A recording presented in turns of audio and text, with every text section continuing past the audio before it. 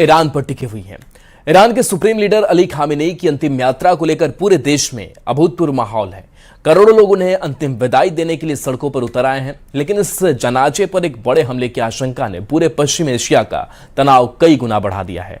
America और Israel को लेकर ईरान की सख्त चेतावनी के बीच आखिर क्यों खामेनेई का जनाजा दुनिया का सबसे संवेदनशील और सबसे चर्चित आयोजन बन गया है, इस रिपोर्ट को दिखाते हैं।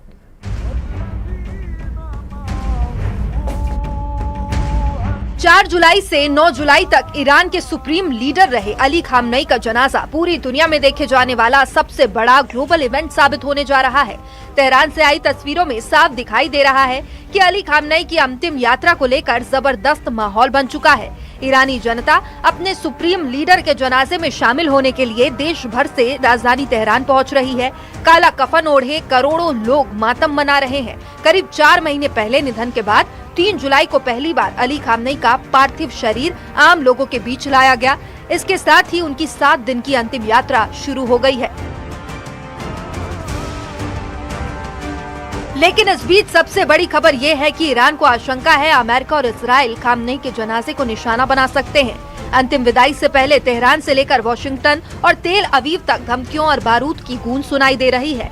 ईरान की सेना ने खुला दावा किया है कि जनाजे पर हमले की साजिश रची जा रही है। ईरान के जॉइंट मिलिट्री कमांड खातम अल अंबिया के चीफ कमांडर अली अब्दुल्लाही ने अमेरिका और इजराइल को सीधी चेतावनी देते हुए कहा कि 7 दिनों के राजकीय शोक के दौरान अगर किसी भी तरह की हिमाकत हुई तो उसका अंजाम बेहद खौफनाक और पछतावे से भरा होगा।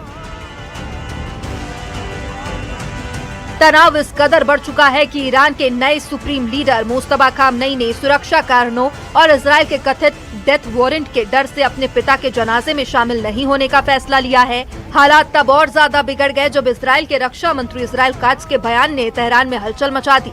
दावा किया जा रहा है कि इजरायली रक्षा मंत्री ने कहा ईरान के नए सुप्रीम लीडर मुस्तफा खामेनेई उनकी हिट लिस्ट में है और उन्हें जिंदा नहीं छोड़ा जाएगा। अयातुल्लाह अली खामेनेई को मौत के 4 महीने बाद आखिरकार कब्र नसीब होगी। उनकी पार्थिव देह को सबसे पहले तेहरान में अंतिम दर्शन के लिए रखा गया, जहां लाखों लोगों ने उन्हें अंतिम बार देखा। इसके बाद जनाजा कौम फिर इराक के नजफ और करबला पहुंचेगा और आखिर में उनके जन्म स्थान मशहद में उन्हें सुपुर्दे खाक किया जाएगा। इतने बड़े जमावड़े के बीच सुरक्षा एजेंसियों को डर है कि सीज फायर के बावजूद ईरान का कोई ड्रोन या कोई आत्मघाती प्रॉक्सी ग्रुप इन जनाजे को निशाना बना सकता है। माना जा रहा है कि 48 से 72 घंटे पूरे पश्चिम एशिया के लिए बेहद संवेदनशील हैं और एक छोटी सी चिंगारी पूरे इलाके को फिर से भीषण युद्ध की आग में झोंक सकती है। Bureau report, news 18। के कुल 89 सैन्य अड्डे हैं। ईरान ने युद्ध के दौरान इनमें सबसे अहम सैन्य ठिकानों को मिसाइलों और ड्रोन से दहलाया था। फिर से जब युद्ध के आसार बन रहे हैं तो अमेरिका अपने सैन्य अड्डों को बंद करने या फिर दूसरी लोकेशन पर शिफ्ट करने का प्लान बना रहा है।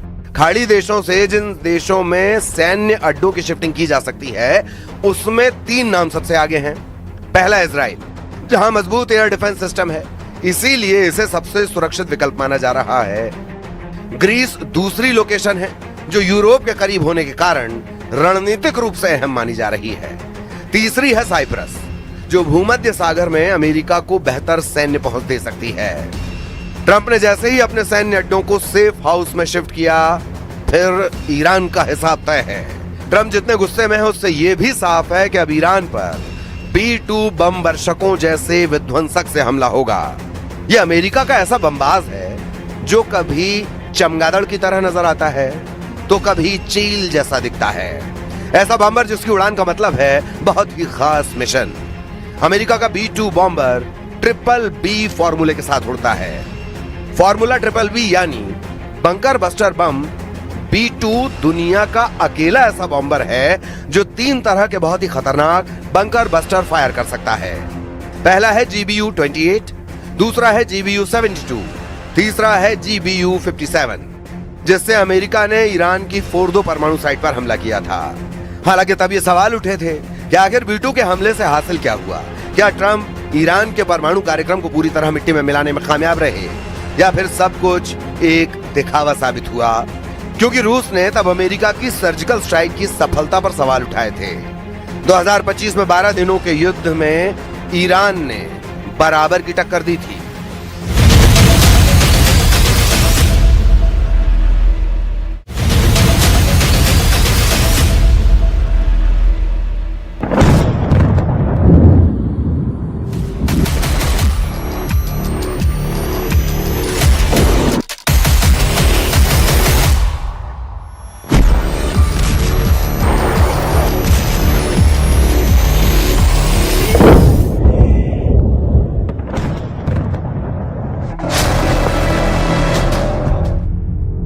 अमेरिका युद्ध में जब हारने लगता है तो खूंखार हो जाता है, इतना खूंखार कि फिर सभी हथियारों से दुश्मन को दहलाता है। ट्रंप ने साफ कह दिया है कि ईरान को जैसे भी हो हद में लाओ, ईरान को एटम प्रोग्राम पर फौरन समझौता करवाओ।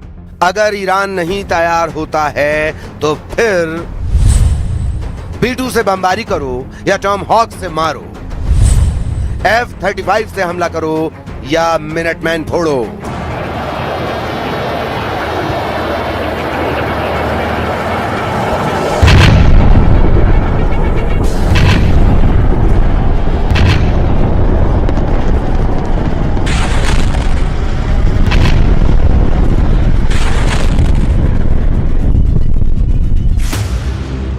मगर ईरान को अब ट्रंप बख्शने को तैयार नहीं। ट्रंप को अब ईरान की धज्जियां उड़ाने से कोई रोक नहीं सकता। ट्रंप की ईरान ने इतनी परीक्षा ले ली है कि वो होश खो बैठे हैं। ईरान ने कतर में जो कांड किया है उसे ट्रंप ने अपनी इज्जत का सवाल बना लिया है। जैसे ही ईरान की चालबाजी ट्रंप को पता लगी है, उन्होंने फौरन इमरजेंसी वॉर मीटिंग बुलाई। ट्रंप ने रक्षा मंत्री पीट हेग्सेथ और जॉइंट चीफ्स ऑफ स्टाफ के चेयर जनरल डैन केन के साथ वॉर मीटिंग खत्म कर ली है। मुमकिन है जल्द ट्रंप फिर से ईरान को फोड़ने वाला ऑर्डर रिलीज कर दें।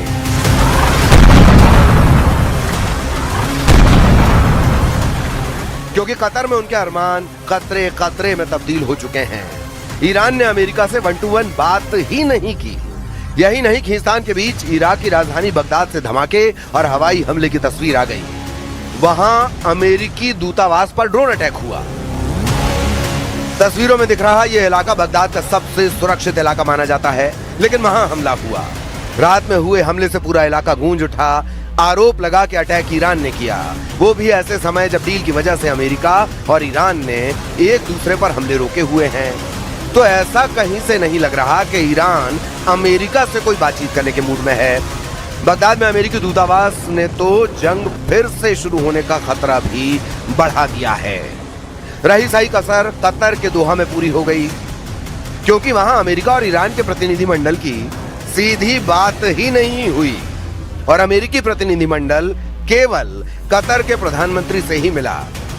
कतर में ट्रंप को चकमा देने के बाद ईरान ने यह धमकी भी दे डाली है कि वो युद्ध के लिए तैयार है।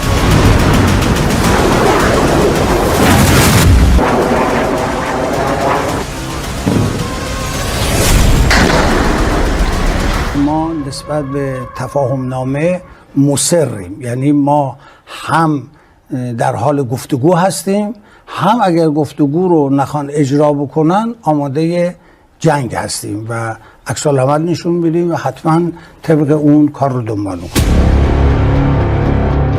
जिस मुलाकात का ट्रंप ने ढिंडोरा पीटा था और कहा था कि ईरान की सहमति से कतर की राजधानी दोहा में अमेरिका और ईरान एटमी डील फाइनल करने की कोशिश करेंगे, ना वो मुलाकात हुई और ना ही ईरान और अमेरिका की दोहा में कोई सीधी बात हुई। हुआ बस इतना कि दोहा पहुंचे अमेरिकी राष्ट्रपति डोनाल्ड ट्रंप के डेलीगेशन ने कतर के प्रधानमंत्री शेख मोहम्मद बिन अब्दुल रहमान अल थानी से मुलाकात की। अमेरिका की ओर से दोहा पहुंचने वालों में पश्चिम एशिया में अमेरिका के दूत स्टीव विटकॉफ और ट्रंप के सलाहकार और दामाद जेरेड कुशनर शामिल थे। कहा जा रहा था कि दोनों ईरान से बात करके होर्मुज और दूसरे मुद्दों का कोई समाधान निकालेंगे, लेकिन ऐसा कुछ नहीं हुआ। हालांकि जेडी वेंस ने दुनिया को ऑल इज वेल वाली स्थिति दिखाने की पूरी कोशिश की। We want durable commitments that are verifiable and backed up by inspections that Iran will denuclearize their entire country. Some days actually more oil coming out of the strait than came out before the war even started. So there's this element of the, where the world oil economy is kind of getting back into gear. That's going to take a little bit of time, but you've already seen the prices come way down.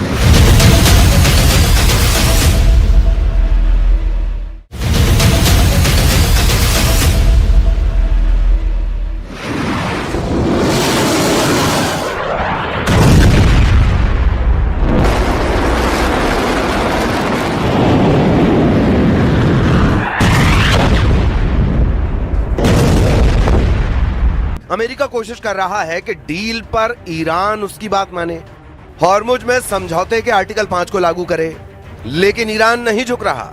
वो Hormuz में वसूली का plan बना चुका है और उस plan को लागू करने के लिए वो अमेरिका को मजबूर कर रहा है। उसका सीधा सीधा कहना है कि पहले MOU की शर्त पूरी हो, तभी आगे बात होगी। इन शर्तों में ईरान के अरबों की संपत्ति वापस करना, हॉर्मुज पर ईरान का पूरा कंट्रोल होना और इजरायली सेना का लेबनान से लौटना शामिल है। यानी ईरान चाहता है डील में उसका सिक्का चले, उसकी मर्जी चले, इसीलिए अमेरिका को बार बार मजबूर किया जा रहा है।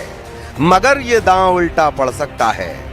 इजराइल इसी फिराक में है कि एक बार ट्रंप का मूड बदले और फिर ईरान को अच्छे से सबक सिखाया जा सके।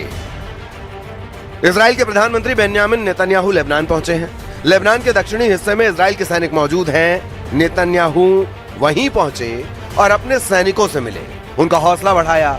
इतना ही नहीं, एक दिन पहले तक जो बात इजराइल के रक्षा मंत्री काट्स ने कही थी, लेबनान की जमीन से नेतन्याहू ने भी वही बात कही और एक बार फिर यह साफ कर दिया कि जब तक हिजबुल्लाह हथियार नहीं छोड़ता, इजराइल लेबनान से नहीं हटेगा। רצועת עזה, שמתקיימת בין היוצאת מן הכלל בתחילת המלחמה, מהדרום לצפון. זה לא בהכרח יעבור בשקט. אנחנו מאוד גאים במה שהשגנו בזכות הפעולה האמיצה שלכם וגם ההחלטות שקיבלנו. וההתעקשות שלנו שאנחנו לא יוצאים מדרום לבנון עד שהאיום לא בטל.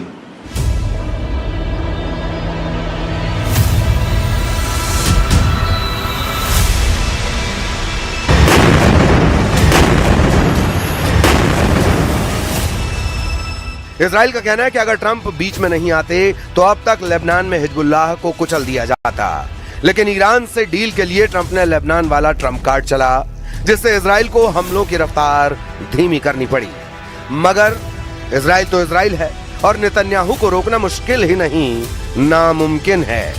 वरना वो लेबनान की जमीन पर खड़े होकर हिजबुल्लाह को नहीं ललकारते। शायद ट्रंप ने नेतन्याहू का 28 फरवरी वाला सिग्नल दे दिया है। इसकी सबसे बड़ी वजह अमेरिकी सैन्य ठिकानों को खाड़ी देशों से शिफ्टिंग को भी माना जा रहा है।